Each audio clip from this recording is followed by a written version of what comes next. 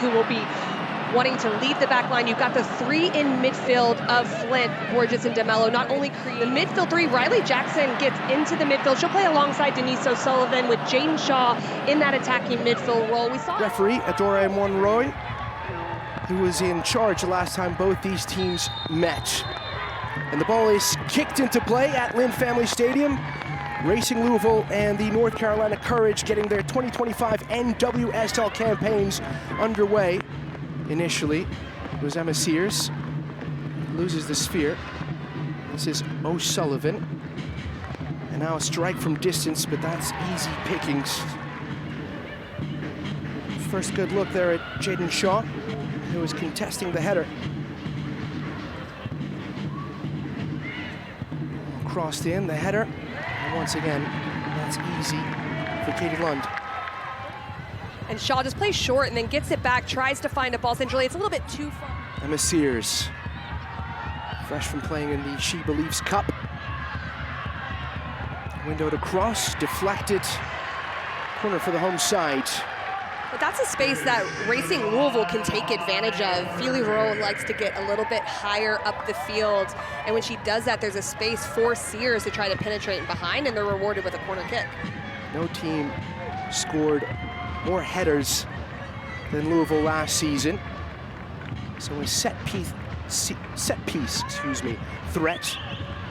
Peterson over the ball, the 27-year-olds. An in-swinger. That one towards the back post. It's met, and it's in. And Racing Louisville have landed the first punch in front of a partisan crowd. A textbook set piece, executed to perfection. Emma Sears with her first of the campaign. And it's Erin Wright on the back post. She frames the goal absolutely perfectly, gets it across frame. Emma Sears is there, and to be honest, there were 3 or 4 players that could have possibly put this in, but Sears stays concentrated. But I do not think it can be overstated, the organization it takes from Erin Wright. Fisher linking up play. Now Flint. Now wide to Sears. DeMello wants the ball in the box. Didn't make contact with it. Here's Sonis from point-blank range. To blink. And they're continuing to go through Emma Sears. I like this early ball. The run from DeMello draws 2 players across. Sonis has a good first touch. That's just got to go more towards the back post. She's got to get around it a little bit, but that's an impressive first touch with it skipping off the ground off the ball from Sears. Getting herself into trouble, Ryan Williams. The entire team is. Here's Borges, window to shoot. Lost her footing. Sears on the rebound. Has a strike, daisy cutter. But I like that from Louisville. It was relentless from Malay. She recognizes a moment where in these conditions, backwards pass to Casey Murphy, why not? She's extremely quick, and what that does is it entices everyone to go with her. So Bevian has talked about that. You've got to pick your moments to take advantage and put them under pressure, and it ends up with an opportunity. At the top of your screen, you can see the results from earlier matches. Orlando Pride making easy work of the Chicago Stars, who were without Mal Swanson. Sanchez out to Manaka, waits for company. Williams, Kurtz, now Berkeley. Those 3 defenders played more passes than any other player in the NWSL last season. Here's Jaden Shaw. Shaw! Trying to go corner pocket. Sonis, high defensive line from North Carolina. Floats it towards the 6, back post, the header, the save, the rebound off the post and out. No, double save. And it was Adi Borges. What I love about this from Borges is she gets the initial header. It's a great service across. It goes straight down. It's textbook heading, but she also follows her shot in, and gets her own rebound off of Casey Murphy. What a great save. And then the Sears keeps it in play. Is away from Rao. Cuts it back. Here's Flint. Oh! rattles the upright. Diego wave. She can score goals not only on set pieces, but look at this. Great composure to come in. What technique. If not for the post, that is one of the most beautiful goals right there that it could have been. I love that off the right foot, bending it outside the post. Deportes takes a knock. Advantage is given. Here's Savannah DeMello. Options right and left. Sears. Fisher in the box. Sears goes for it herself. It's a good delivery. Nobody at the near post. And on the follow-up, Manaka sends it into the stands. A momentary keepsake for the brave souls. Berkeley. Lucy.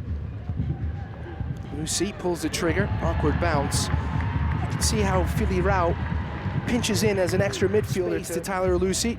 And there's usually 5 or 6 players in that central area, and you're right, it's to give Lucy the space to operate and get shots like this off. I don't mind that because with Manaka, Shaw, even Rao going into that middle space, and they're able to go forward. All gifted to North Carolina. Here's Lucy. Lucy! Manaka looking for options, has none.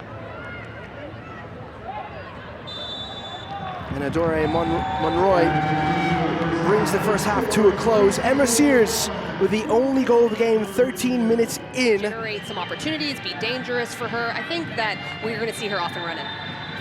The limelight is hot as the ball is back in play at Lynn Family Stadium. DeMello, who made her international debut in the World Cup in 2023. Here's Tyler Lucy.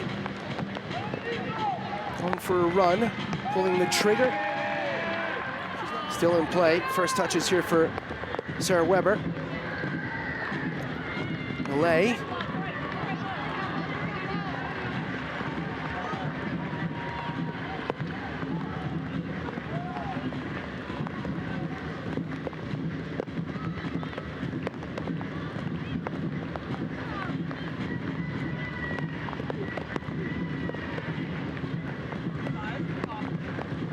Carolina are going to have to start putting pedal to the metal because there's still plenty of time.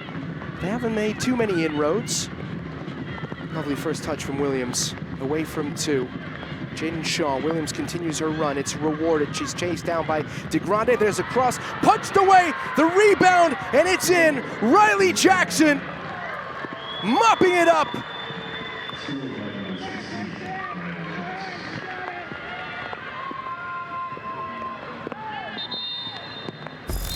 This is incredible build-up play. It all comes from Ryan Williams. Look at that run. She wants to penetrate in behind. With her run, she shows with her body language she wants the ball. Riley Jackson is right there. And this takes everyone from midfield going 40-plus yards to stay involved and being optimistic. Riley Jackson is rewarded for that optimism. Coming in, makes no doubt about it. A great one-time finish because that's skipping off the ground. She's got to get her occupy spaces. Doesn't matter who it is. Find spaces where you can be and work out of those positions with flexibility. Sanchez, there's the shot just wide.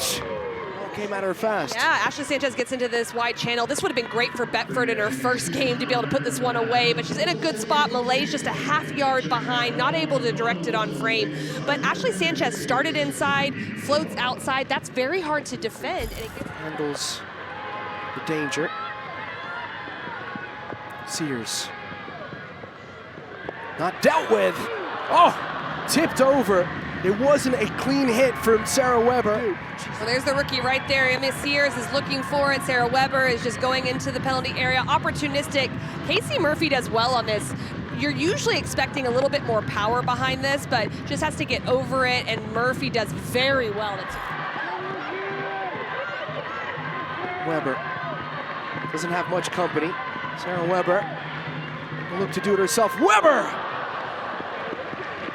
Well, that would be quite the introduction were that to hit the back of the net. Had a lot of space here, continue to take on, and Kurtz backs up a little bit as well, and it just allows her to find that half yard of space. Not able to find it on frame, but you can see the industriousness of Weber to go clean this up, get it into the penalty box, and generate an opportunity. Kurtz will have a go. Ambitious, speculative, ineffective, and that will be it as the curtain comes down on this opening match for these two sides.